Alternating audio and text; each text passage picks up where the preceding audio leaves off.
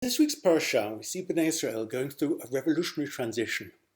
At the beginning of the Parashat, they are still slaves, totally under the control of Pharaoh and their Egyptian masters. But by its end, they have begun to act as autonomous individuals, and their lifestyle has gone through a transformation which is no less revolutionary. We can point to the exact moment when this transition begins to take place in two verses that appear side by side. We even know the exact date, the 15th day of the second month after their departure from the land of Egypt. The people are grumbling, neither for the first time nor the last. Mi yiten motenu b'yad Adonai be'eretz Mitzrayim b'shiftenu al sir habasar b'ochlenu lechem lasova. If only we had died by the hand of the Lord in the land of Egypt, when we sat by the flesh pots, when we ate our fill of bread. To which God responds, Hineni mamtir lechem lechem min hashamayim v'yatza ha'am v'lakatu Devar yom biyomo l'ma'an anasenu ayelech b'torati imlo. I will rain down bread for you from heaven, and the people shall go out and gather each day that day's portion, that I may test them, to see whether they will follow my Torah or not. Notice that the transition from slavery to freedom is described as a test. The life of a slave, at least on some levels, is a very easy life. Of course, you do have to work like a slave, but on the other hand, your life has very few challenges. You have a set routine laid down for you 24 hours in the day, and you even get served with free food. But most importantly, your existence is a totally static one. The people remember how they sat by the flesh pots, shiftenu. For a slave, nothing ever changes. You have no right and no opportunity to make your own decisions. But for a free person, life is not like sitting, but walking, hayelchu b'torati. And even when God is raining down bread from heaven, you still have to go out every day, gather the day's portion, you have to prepare food for the family, bake what you would bake and boil what you would boil, and you have to make the decision to work during the week and rest on Shabbat. And with decisions come responsibility and challenges.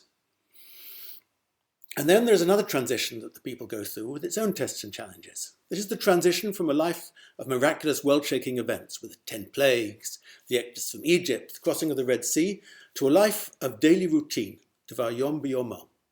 And this transition causes something of a crisis. While they were slaves in Egypt, the people were believers. Moses and Aaron repeat all the words that the Lord had spoken to Moses, Vaya'amen ha'am, the people believed.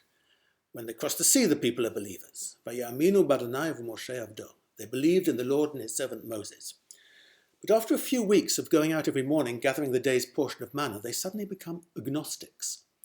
The people tested the Lord, saying, Hayesh Adonai b'kirbenu emayin? Is the Lord present among us or not? Midrash Tanchuma gives a charming mashal here. This is like a father carrying his child on his shoulders. Along the way they meet a friend and the child calls out, Hey, have you seen my dad anywhere? The father is furious. You're riding on my shoulders. You start asking people, do they see me? Do you want me to put you down, see how far you get without me? The same happens here. God says to the people, I just brought you out of Egypt. And you say, is the Lord present among us? And what happens immediately afterwards? Amalek came and fought with Israel. In midrashim like this one, Hazal are not aiming to accuse or criticize the generation that left Egypt, but to draw out a lesson for their own time, and of course it's a lesson for our time. I think the point of this midrash is to remind us how easy it is during our everyday existence to lose sight of the presence of God. After the defeat of Amalek, Moses builds an altar and gives it the name Adonai Nissi. What does Nissi mean? See, this Hebrew root runs through the whole text of the parasha in different forms with different meanings. It can mean test, it can mean escape or refuge, it can mean banner, and it can mean miracle.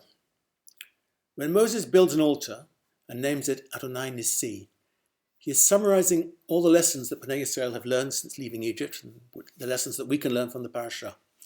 God wants us to serve him, not as automata or slaves, but out of free choice, accepting the tests and challenges involved in living our own lives and making our own decisions. As we say in Adon Olam, Hu Nissi u'ma nossi. God is our banner and our refuge. Our belief in God is like the banners that soldiers carry into battle, which inspire them to fight more bravely when they see them held high. And if we are aware that as we go through life we are riding on God's shoulders, then we can realize that the so-called ordinary world surrounding us is no less miraculous than the splitting of the Red Sea. When the people and when we internalize these lessons, then we can be ready for Ma'amad HaSinai, as we will read next week. Shabbat Shalom.